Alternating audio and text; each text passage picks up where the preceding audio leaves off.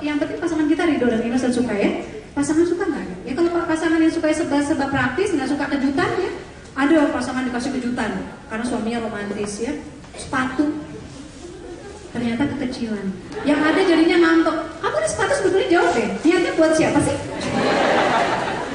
Lanjut ya. Punya suami ngetop dan kaya? Ternyata enggak juga ya. Fakta-fakta yang berada di sekitar kita juga menjelaskan bahwa ternyata ada orang-orang yang ngetop, popularitas mereka punya, kayaknya mereka mapan juga, tajir juga gitu ya, tapi ternyata tidak bahagia. Lanjut lagi. Pelan. Atau yang punya segalanya. Kenapa saya bilang punya segalanya? Pertama dia muslim ya. Dia muslim ya. Yang kedua, tampan katanya penggemar Syahrukh. Kemudian bisa menyanyi dan menari. Sempurna. Tapi apakah ini ya nunggu sampai kapanpun ya? Pokoknya kalau nggak ada yang seperti Syahrukh Khan, gue nggak mau nikah gitu ya. Jangan ya. Karena tidak menjamin juga kebahagiaan, percayalah. Lanjut. Sakinah ini tujuan. Sakinah ini tujuan. Saya selalu bilang kalau boleh. Artinya gini, bukan sebagai pedagang, bukan sebagai publisher ya, tapi setulus hati. Kalau boleh saya mewajibkan teman-teman, nggak sekarang, kapan-kapan punya rezeki gitu ya. Ada 3 buku mungkin yang saya rekomendasikan terkait sakinah ini. Kalau sakinah bersamamu, buku itu mungkin sakinah itu kan sebetulnya atap ya, yang menaungi tujuan. Kita ingat lagi. Kemudian tiangnya itu, kalau buat saya itu buku itu finansial. Saya merekomendasikan buku Tingdina ya. Itu buku buat saya dahsyat banget.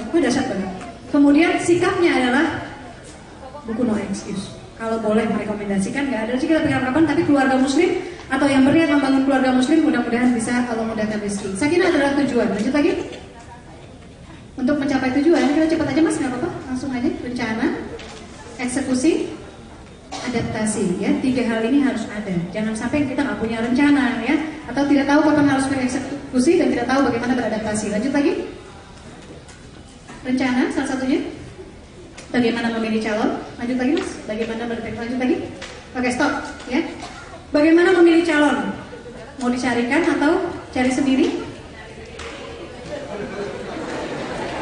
Saya mau nyari sendiri, tapi kalau dia mau mencarikan juga boleh gitu ya. Kalau dua-duanya ya. Kemudian bagaimana mendeteksi karakter calon?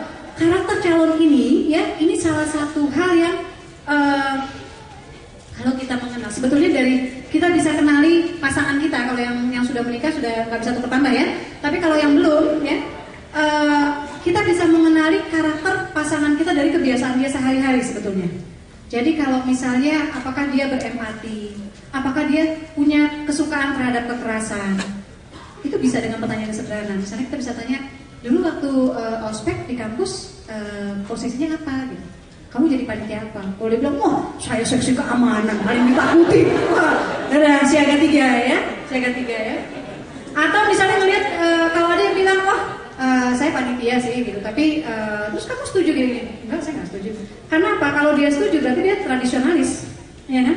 Yang ngikut apa-apa nggak pakai mikir gitu. Oh ini tradisi ya sudah. Jangan heran kalau nanti dia mau punya anak kita, anak pertama, kedua, ketiga, semuanya harus dari huruf N. Nggak ada alasannya gitu ya. Gitu, ini beberapa hal. Kemudian kalau misalnya calon pasangan kita mungkin dikit-dikit minta pulsa, hotel Iwan ya, siaga 3 gitu ya. Kalau sekali-sekali mungkin nggak apa-apa. Tapi kalau minta pulsa, terus kemudian mas kemarin kan pulsanya sudah, sekarang handphonenya dong. Berarti agak materialistis nih ya.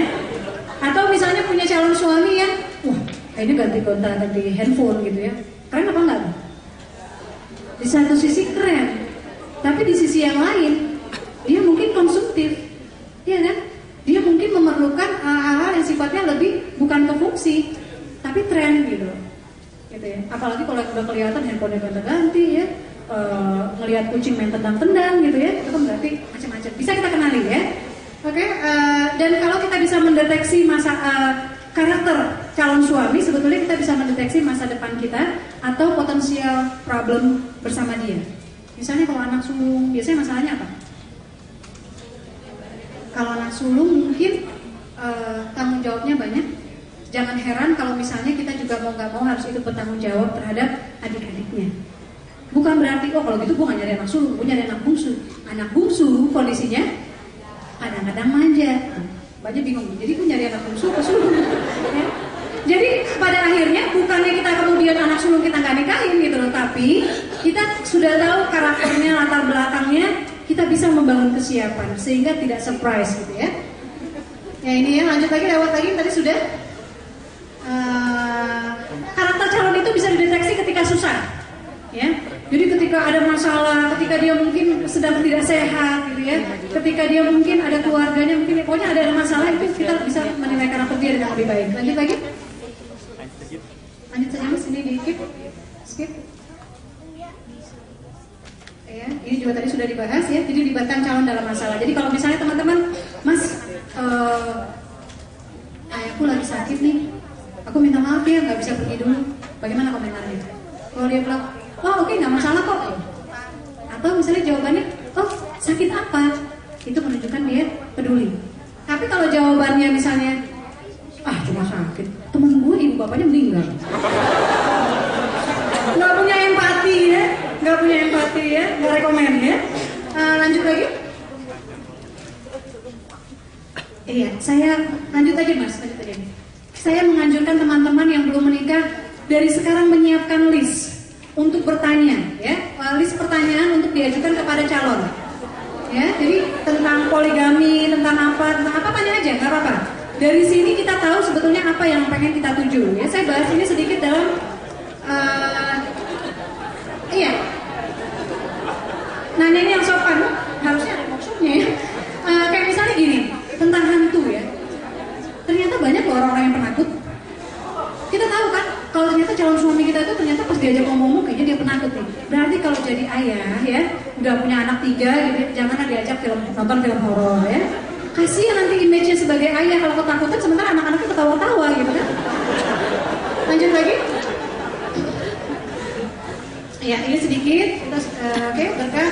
Lanjut saja mas. Oke, ya stop dulu. Berkah pernikahan itu seharusnya melahirkan berkah ekonomi ya. Kata orang banyak anak banyak rezeki. Bukan berarti banyak anak yang ikhwan, oh istriku kita banyak anak banyak rezeki. Ya 1 tahun 1 ditargetkan gitu, 1 tahun punya anak 1, enggak juga gitu ya. Karena atau misalnya punya anak banyak ya sudah, kita kan sudah punya setengah lusin nih, insya Allah tinggal nunggu rezekinya. Enggak ya. Banyak anak banyak rezeki karena ketika kita menyadari semakin banyak tanggung jawab amanah yang Allah berikan, maka semakin besar harusnya motivasi kita untuk menyejahterakan mereka, memberikan yang terbaik buat mereka. Kemudian berkah juga secara fisik ya, Allah memberikan kita sebagai manusia punya kebutuhan ya, dunia fisik kita juga punya kebutuhan yang terlengkapi dengan pernikahan. Kemudian berkah juga secara hati ya, karena pernikahan itu juga mengembangkan. Tapi kenapa banyak pernikahan yang tidak membawa berkah? Lanjut lagi mas. Kenapa tidak berkah? Salah awalnya, niatnya sudah salah, standarisasi awalnya sudah salah, cara seleksinya sudah salah. Ada yang menikah karena, mbak aku pengen nikah, kenapa? Soalnya aku pengen cepat-cepat keluar dari rumah gue nggak Islami. Pokoknya aku pengen, ini dia pengen membangun keluarga Islam. Kalau dia satu-satunya yang punya kesadaran Islam meninggalkan keluarganya karena keluarganya tidak Islami, saya kira ini tidak alasan yang yang wise gitu ya untuk menikah ya, meskipun boleh-boleh saja. Standarisasi awalnya sudah salah, cara seleksinya sudah salah. Ada yang bilang serba salah nyari pasangan ya, terutama buat muslimah ya. Kalau kita nyari laki-laki ketemunya di perempatan lampu merah, sedih banget ya. Atau ketemunya di tempat-tempat yang nggak baik, resikonya dia mungkin selingkuh, ya kan? Tapi kalau ketemunya di majelis taklim, di pengajian, di masjid, resikonya poligami ya. Ustaz. Serba salah memang ya, harus banyak doa dalam pernikahan ya, harus banyak doa ya. Dan doa itu yang definitif ya. Jadi kalau ada yang belum menikah ya, doa yang definitif. Jangan, ya Allah berikanlah aku seorang ikhwan. Kakek-kakek 73 tahun juga ikhwan gitu. Definitif saja doa gitu ya, tapi Allah paling tahu pada akhirnya apa yang kita butuhkan. Kemudian salah menjalani. Salah awal masih nggak apa-apa. Buat yang sudah menikah, salah awal nggak apa-apa. Yang penting ketika menjalaninya kita koreksi. Yang awalnya salah, mungkin niatnya yang salah, kita luruskan. Yuk dulu nggak punya niat sakinah, dulu udah pokoknya udah cinta banget deh gitu ya, udah nggak sabar pengen nikah gitu ya. Sekarang kita luruskan. Tapi kalau di awal salah, kemudian di tengah-tengah akhirnya saling cuek-cuekan, salah tapi nggak berusaha saling membenahi, mendekatkan, mengagendakan sakinah, serba salah lagi. Kemudian lanjut lagi, salah merencanakannya. Perbaikan hanya bisa terjadi kalau kita mengarah ke arah yang tepat. Ya. Lanjut lagi mas, kita skip. Waktu saya udah habis sebentar lagi. Bagaimana jika sudah menikah? Lanjut lagi. Nah ini boleh di skip. Ini biasanya permasalahan-permasalahan. Tadi saya bilang bagaimana kalau sudah menikah, suami pendiam banget kan? Ditanya, mas sudah makan? Mas hari ini seneng nggak? Mas normal mau dimasakin apa? Disuruh jadi orang tua kan, orang tua harus ekspresif kan? Wah gitu, nggak bisa. Ya kalau sudah nikah kita pertama berusaha, kalau sudah nggak bisa adaptasi, apa yang kita lakukan? Cari kegiatan buat dia sama anak-anak yang nggak pakai ngomong. Main catur misalnya, betul, main catur misalnya. Ya, bukan berarti dia nggak bisa main, ini salah satu adaptasi. Ya lanjut lagi. Ya ini lanjut lagi mas. Lanjut saja sekedar buat teman-teman. Nah, istri cerewet, idealnya bagaimana? Ini ya agenda kita nih PR. Ya lanjut lagi. Suka ngambek. Satu ya, kadang-kadang kalau kita ngambek bahasa perempuan sama laki-laki itu beda. Ya, kalau perempuan mungkin ngomong, mas. Kayaknya hawanya panas ya di kamar nih. Pesannya apa? Hidupin AC dong, gitu ya. Jadi ngomongnya kan gak langsung.